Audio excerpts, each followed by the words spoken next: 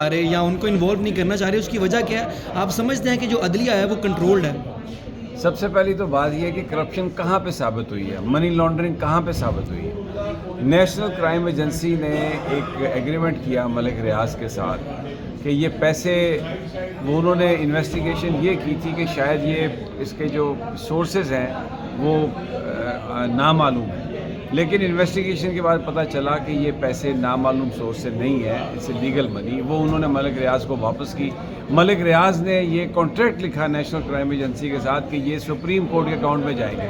حکومت پاکستان اس میں فیسیلیٹیٹر تھی، کیونکہ ظاہر ہے سپریم کورٹ کو پیسے جا رہے تھے، وہ پیسے آئے اور سپریم کورٹ کے اکاؤنٹ میں چلے گئے، نہ کوئی کسی کو وہ اس کا بینیفٹ ملا، یعنی وزیر اعظم نے، کابینہ نے کوئی فائدہ نہیں اٹھایا، کوئی پیسہ نہیں ملا، سرکار پاکستان کو کوئی نقصان نہیں ہوا۔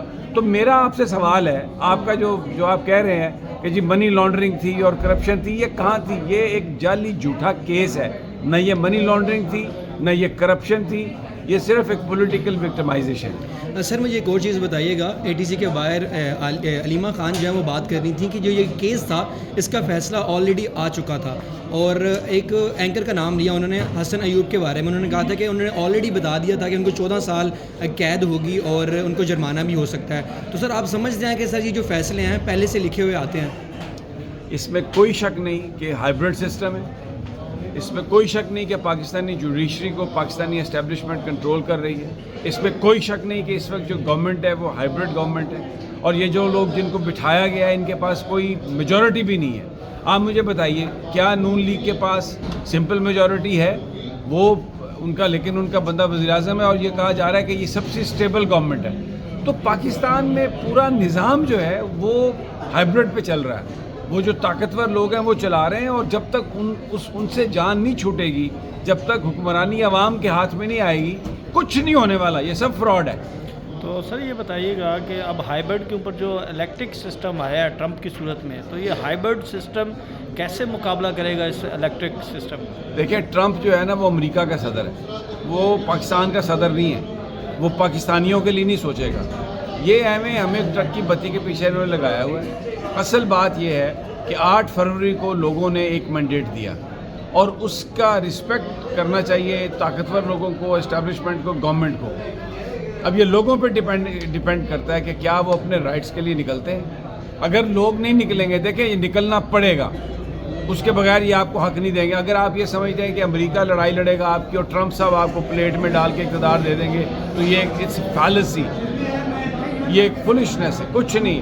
جس طرح لوگ 8 فروری کو نکلے، انہوں نے ووٹ دیے، ووٹ کی حفاظت نہیں کر سکے کیونکہ مقابلے میں جو لوگ تھے وہ زیادہ طاقتور تھے، لیکن ابھی آپ کو نکلنا پڑے گا باہر۔ اگر آپ نہیں نکلیں گے تو یہ بار بار سسٹم آپ کو ڈسے گا اور آپ کو کچھ نہیں ملنے والا۔ چچا بھتیجی اور والد کل بیٹھے ہیں سر یہ جوڑ کر۔ دیکھیں چچا بھتیجی والد، یہ اس طرح ایک چچا بھتیجی والد جائے گا، دوسرا آ جائے گا، ایک پوری لائن لگی ہوئی ہے ایسے لوگوں کی جو جن کے پاس اقتدار نہیں آ سکتا، لیکن طاقتور لوگ انہیں بٹھاتے ہیں تو وہ بیٹھ جاتے ہیں۔ اس کو چھوڑیں، یہ مسئلہ نہیں ہے۔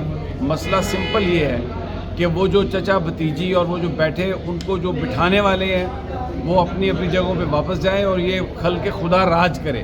یہ ہے، اگر آپ یہ قائم کر سکتے ہیں تو ٹھیک ہے، وگرنہ یہ ہمیشہ ہوتا ہی رہے گا۔ اچھا ڈیڈ لاک کہاں پر ہے؟ کہا یہ جا رہا تھا کہ ڈیڈ لاک بھائی، ڈیڈ لاک کیا ہے؟ وہ جو قبضہ گروپ ہے جن کے پاس اختیار ہے وہ اپنا اختیار نہیں دینا چاہتے۔ ایک بندے کے پاس اختیار ہے، سارے ریسورسز ہیں، وہ قابض ہے، وہ اس پہ کیوں دے گا کسی کو؟ So you can not have a dialogue from the position of weakness. اگر عمران خان جیل میں ہے، لوگ باہر نہیں نکل رہے، کچھ نہیں ملنے والا۔ لوگوں کو نکلنا پڑے گا باہر، اگر لوگ تو رائٹس نکل رہے ہیں، لینے ہیں لوگوں کو گولیاں تو پڑ رہی ہیں، شہید ہو رہے ہیں، مر رہے ہیں، جان کی زیادہ آ رہی نکلنا ہیں۔ پڑے گا۔ دنیا کی تاریخ دیکھیں، جہاں جہاں پر یہ چیزیں ہوئی ہیں لوگ نکلے ہیں، قربانیاں ہوئی ہیں۔ ابھی ہمارے ہاں منافقت زیادہ ہے، انفارچونیٹلی پی ٹی آئی کے ساتھ بھی پرابلم انصاف ہوئی ہے۔ کہیں پر آپ کو امید ہو کہ آپ کو جو ہے کوئی انصاف ملے گا، کہیں پر آپ کی سنوائی ہوگی، جس طرح ججز کی تعیناتیاں ہو رہی ہیں، جس طرح کیس کے فیصلے ہو رہے ہیں؟ سر پہلے جو سسٹم ہے وہ بنے گا تو پھر انصاف ملے گا نا۔ جب ایک سسٹم ہی نہیں ہے تو انصاف کون دے گا؟ سسٹم بنائیں آپ اسٹرانگ، پھر انصاف ملے گا، ادروائز نہیں ملے گا۔